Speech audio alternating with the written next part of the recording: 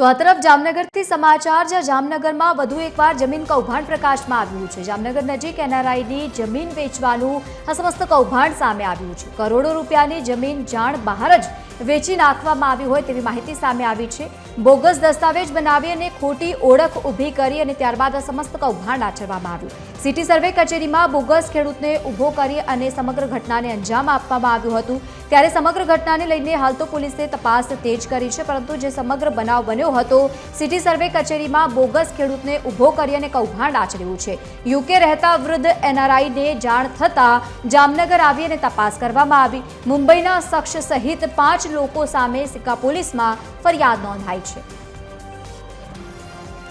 વધુ માહિતી સાથે સંવાદદાતા સલમાન ખાન જોડાયા છે। સલમાન, શું આ સમગ્ર કૌભાંડ બન્યો છે જમીનને લઈને અને શું વધુ તપાસ કરવામાં આવી? લવલીન મૂળ જામનગર નજીક આવેલ વસઈ ગામે રહેતા ખેડૂત કે જેઓ હાલ યુકે સ્થાયી છે અને તેઓની જે કરોડો રૂપિયાની જમીન છે વસઈ ગામમાં આવેલી છે।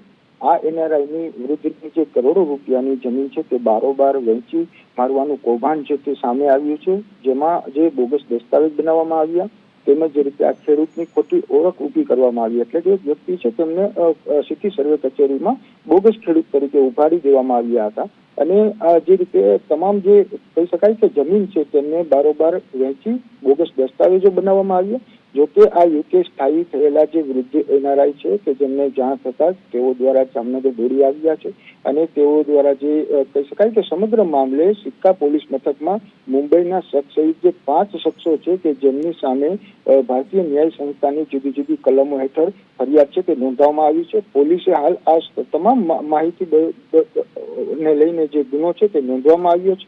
વધુ તપાસ છે તે તેજ કરવામાં આવી છે। આભાર સમગ્ર માહિતી સાથે જોડાવા બદલ। તો સમગ્ર ઘટનાને લઈને હાલ તો પોલીસે વધુ તપાસ તેજ કરી છે।